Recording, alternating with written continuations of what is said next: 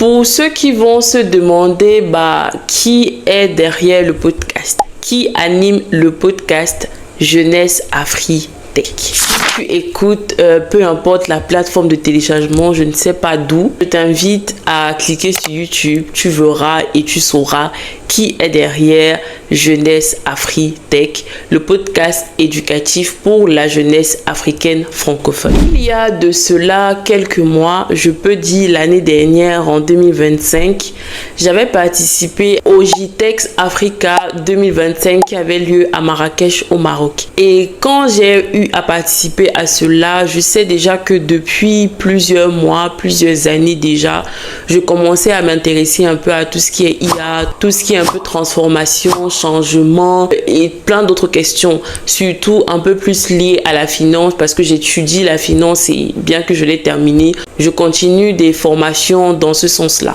En participant à ce grand sommet-là, je vais dire ça comme ça, c'était vraiment une opportunité pour moi de voir à quel point l'IA en général est en train de prendre pratiquement tous les métiers, de la médecine à la finance, de la finance à l'agriculture. En terminant donc cette initiative-là, j'arrive dans ma ville qui est Casablanca et je m'assois, j'essaie un peu de revoir toutes les notes que j'avais prises lors de ce JTEX-là parce que j'avais eu à communiquer, à m'exprimer même en anglais avec les différents intervenants qui y avaient là-bas. J'essayais de poser des questions, de vraiment me faire un petit réseau pour profiter de leurs enseignements, de leurs innovations, de leurs transformations, etc. Je me rends donc compte que pourquoi pas lancer quelque chose qui pourrait t'aider à apprendre un peu plus sur l'IA. C'est vrai, tu entends parler, tu développes un peu ce côté-là parce que bon, tu n'as pas le choix. C'est quelque chose qui viendra, qui aura un impact majeur sur la plupart des activités qu'on aura.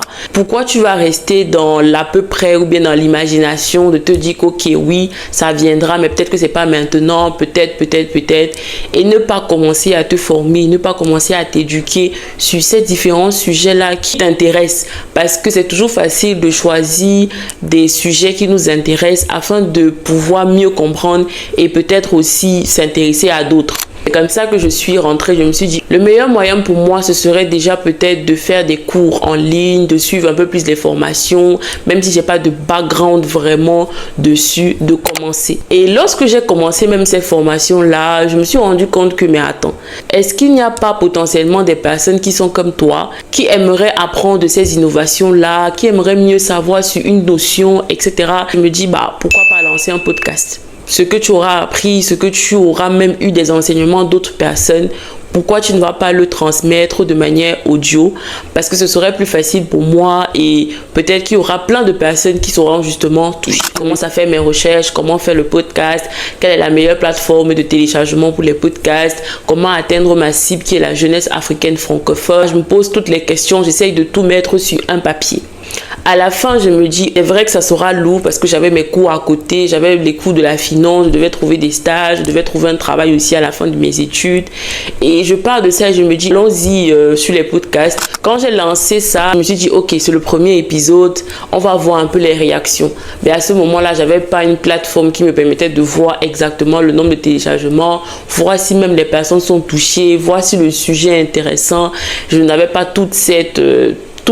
Après ça, j'essaie de lire des articles, j'essaie de me documenter au maximum, j'essaie de travailler aussi justement avec l'IA et qui m'aide justement à faire mes scripts d'épisodes et je prenais mon téléphone et j'enregistrais. Aujourd'hui, c'est vrai, j'ai le micro, vraiment, applaudissez pour moi, j'innove un peu de temps en temps. J'ai fait un épisode, j'ai fait 2 épisodes, j'ai fait 3 épisodes, j'ai fait 4, j'ai fait 5. Je me rends compte que ok, je continue à faire, je continue d'avoir de l'entrain à le faire.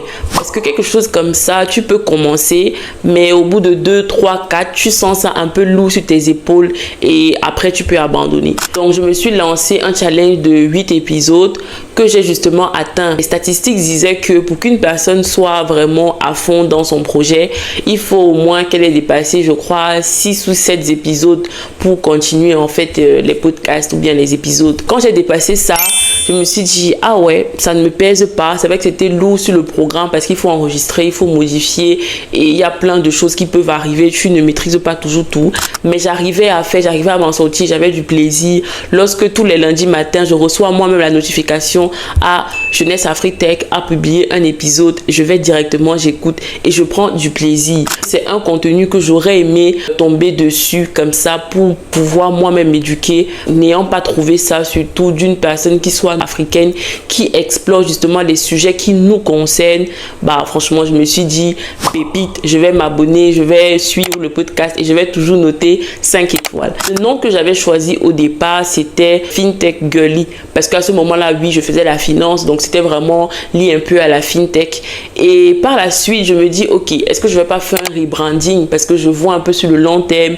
Je me dis, si c'est vraiment quelque chose que je tiens, si c'est un vrai projet, il faudrait qu'il y ait un nom qui puisse appeler à une communauté et que des personnes, même en lisant, se sentent dans le projet. Lorsque j'ai eu l'idée du nom et des différentes problématiques auxquelles mon podcast va répondre, j'étais totalement satisfaite. J'ai annoncé mon rebranding, j'ai essayé de faire des vidéos Instagram aussi pour appeler du monde, pour montrer que oui, il y a un podcast comme ça qui existe. Je me suis lancée sur YouTube. J'avais déjà une chaîne YouTube qui éduque aussi les jeunes sur différents sujets en tant que jeune étudiant étranger, jeune diplômé et même jeune professionnel. Donc j'ai profité de cette chaîne-là pour aussi lancer le podcast qui a été vraiment, je peux dire, un grand succès. Aujourd'hui, je me rends compte que je suis déjà au moins à 22 épisodes. Je n'aurais même pas cru. Je me serais dit non, ok, je vais faire peut-être 3 épisodes, 4 épisodes, mais après, je peux supprimer le podcast et c'est comme si ça n'a jamais existé. Mais non, j'ai tenu. Je me suis dit oui, je suis quelqu'un qui s'engage. Lorsqu'elle s'engage, franchement, je suis dedans jusqu'à la gare, on va dire ça comme ça. Et j'ai vraiment pris le projet à cœur parce que je sais qu'il y a probablement des personnes comme moi qui aimeraient être éduquées sur tout ce qui va concerner, par exemple, pas forcément peut-être la finance, mais l'innovation, l'IA, tout ce que ça va changer, surtout dans notre génération à nous. On paye aujourd'hui à travers le téléphone, on est amené au travail à utiliser des outils. Il y a des métiers aujourd'hui qui sont très bien payés dans l'univers de la tech, mais tellement de personnes ne connaissent pas, tellement de personnes ne s'approchent pas de ce sujet-là parce que de prime abord, tu peux penser que c'est compliqué. Tu peux te dire, ah, franchement, c'est l'IA. On va me parler de mathématiques, on va me parler de calcul, on va me parler de programmation, de coding, etc. Franchement, ça ne m'intéresse pas. J'étais comme ça parce que justement, je pensais que oui, faut avoir eu un background et je m'empêchais en fait d'explorer cela. Alors que rien ne m'empêche et il suffit juste de se mettre, de commencer à s'éduquer, de commencer à se former. Et une fois que tu passes le cap, bah, tu as la capacité et les compétences pour t'inclure dans ces projets que concernent l'IA et tout ce que tu voudras faire. Une fois cette étape passée là et que je vois un peu mieux mon projet, j'essaye d'avoir une grande vision, je me concentre sur Jeunesse Afritech et j'essaye d'éduquer les gens sur ces domaines-là. Et pourquoi pas, vous savez déjà pour ceux qui écoutent, que j'ai envie de travailler par exemple pour Mastercard, PayPal, bref. Pour Google, bref, en tout cas, vous connaissez déjà pour ceux qui sont assez réguliers à mon podcast. C'est une fierté encore aujourd'hui de tenir ce podcast-là parce que ça passe tous les lundis et il faut absolument le faire. C'est vraiment un engagement que j'ai pris et je ne dois pas, franchement, je me suis mise même la corde au cou pour dire je ne dois pas rater un seul jour, un seul lundi. Il faut toujours que je sois là. Même si je peux ressentir parfois des manques de motivation, il faudrait tenir parce que c'est aussi la discipline qui te permet de voir un peu ce que tu as semé. Au début, je n'avais pas beaucoup de statistiques. Quand je changeais un peu de plateforme afin de voir les statistiques, je n'avais pas beaucoup. Mais au fur et à mesure du 20e, du 21e et tout, je me rends compte qu'il y a énormément de personnes et de jeunes qui me suivent. Je suis aujourd'hui à plus de 2500 téléchargements sur toutes les plateformes. Et honnêtement, je suis énormément fière. Sur Apple Podcast, sur Spotify, je dis merci à Dieu, merci à vous. Me suivez, qui suivez un peu l'aventure avec moi et qui participez. Franchement, c'est grâce à vous. Les gens qui cliquent sur suivre le podcast, qui sont là, qui franchement écoutent mes petites histoires chaque jour là. Vraiment, je vous remercie du plus profond de mon cœur. Je voulais vraiment me montrer, me présenter déjà. Je ne l'ai pas fait. Moi, c'est Gisèle Noupa. Je suis une jeune Camerounaise de, je ne sais pas si je vais dire mon âge, mais bon, on laisse le soin d'aller chercher. Je viens de terminer mes études, donc je suis une jeune diplômée. Là, j'ai commencé à travailler dans le contrôle de gestion dans une entreprise de la place. Je vous invite en tout cas à aller vous abonner à cette chaîne Get Inspired sur YouTube. Vous allez un peu savoir l'autre côté en fait de tous mes projets. Vous allez mieux comprendre un peu mon univers, vous allez mieux me connaître, vous allez connaître aussi toutes les initiatives que je porte jusqu'à aujourd'hui, parce que vraiment je suis la fille à 1000 cerveaux, donc je fais pas mal de choses et je me dis c'est le meilleur moment de le faire. Tant qu'on a encore la fougue, qu'on a encore la joie, on a encore la santé que Dieu permet, franchement on essaye de tout faire et de tout rafler, même si ça peut ne pas se passer comme prévu, etc. C'est pas grave, au moins tu donnes tout et Dieu fera le reste. C'est vraiment important pour moi de me montrer, de revenir, même si j'ai fait 2 semaines, j'ai pas posté, j'étais en vacances, j'étais un peu chill, je me relaxais, on va dire ça comme ça, et je trouve que c'est aussi souvent bien de mettre une petite pause et de se ressaisir avant de revenir avec encore plus de sujets, encore plus de questionnements sur l'IA, tout ce que ça impacte sur le continent africain surtout. Je me mets comme cette voie là qui peut être facile pour plusieurs personnes de connaître un peu cet univers là.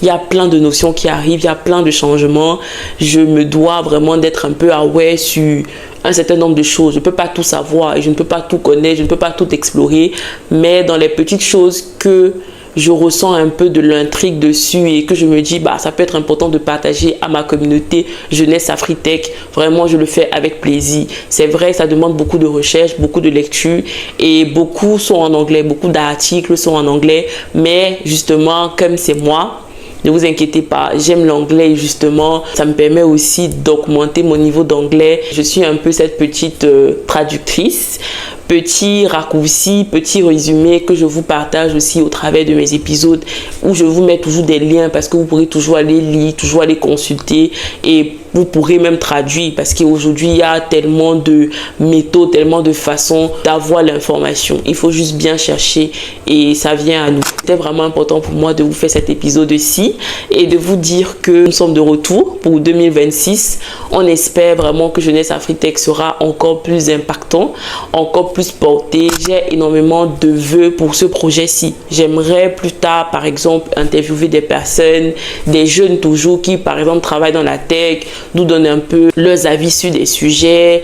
Vraiment, vous savez déjà, pour ceux qui sont réguliers à mon podcast, vous savez où je veux aller et vraiment, c'est avec vous que j'irai dans ce sens-là et par la grâce de Dieu, vraiment, on y arrivera. On va travailler step by step et on avancera, on y arrivera. C'était important pour moi de donner un peu l'histoire de ce podcast-ci afin que je puisse aider vraiment plusieurs personnes qui sont sur le continent africain mais qui n'ont pas toujours accès à ce genre d'informations-là. Je suis votre petit guide dans cette aventure-là parce que moi aussi je me guide, je ne connais pas tout et justement parce que j'apprends, je partage. C'est vraiment l'objectif de ce podcast. N'hésitez pas à vous abonner, à liker, à partager, à inviter vos amis, vos membres de famille à s'abonner à mon podcast, de vraiment relayer un peu ça afin qu'on puisse avoir plus de personnes qui écoutent et pourquoi pas, on ne sait pas. Demain, ça peut nous amener, je peux être vraiment le podcast de référence pour la jeunesse africaine francophone. En tout cas, je me battrai pour ça et on va y arriver petit à petit. J'espère que ceux qui écoutent ma voix, ceux qui se demandent bah, c'est qui Gisèle, qui est derrière Jeunesse Afritech, toutes les questions que vous pouvez vous poser, bah, c'est moi. C'est moi. J'espère que vous me voyez bien et que vous m'entendez bien. C'est vrai que j'ai encore du mal avec ma voix, même pour écouter des fois, mais bon, dans la vie, c'est pas facile, mais c'est moi. Donc, j'espère vraiment que vous prenez un grand plaisir à écouter mes épisodes. N'hésitez pas à me donner aussi des remarques, à me faire des propositions. Si vous voulez même qu'on discute ensemble, même si je peux vous interviewer toute initiative, toutes les idées qui pourraient vous passer par la tête. Vraiment, je suis ouverte par Instagram, LinkedIn, Facebook. Vraiment, je suis partout. Jeunesse Afritech aussi. Instagram, LinkedIn, Facebook, on est là. Get Inspired aussi, on est là. Abonnez-vous pour que tous les jeunes comme nous qui aimons chercher l'information, qui aimons s'éduquer, qui aimeraient aussi même apprendre de nouvelles choses sur plein de domaines d'innovation, etc. Abonnez-vous et faites de ce podcast-ci la référence pour la jeunesse africaine francophone. C'est avec un grand plaisir que je tiens tous les projets que je tiens jusqu'à aujourd'hui et j'espère et je prie que ça ait un impact sur plus d'un. Si ça peut aider un ou plusieurs personnes, je suis toujours ravie. je considère en tout cas que j'ai tout gagné. Donc merci à tout un chacun, merci à vous, merci beaucoup et je vous souhaite encore une très belle année 2026, plein de succès, plein d'amour, plein d'argent, plein de santé surtout aussi. Donnez-vous à fond dans vos projets, donnez-vous à fond dans tout ce que vous voulez réaliser cette année parce que si vous ne le faites pas, personne ne le fera à votre place. Merci encore et on se retrouve lundi 8h30 GMT+1. Vous aurez le nouvel épisode, le premier de l'année 2026. Bisous.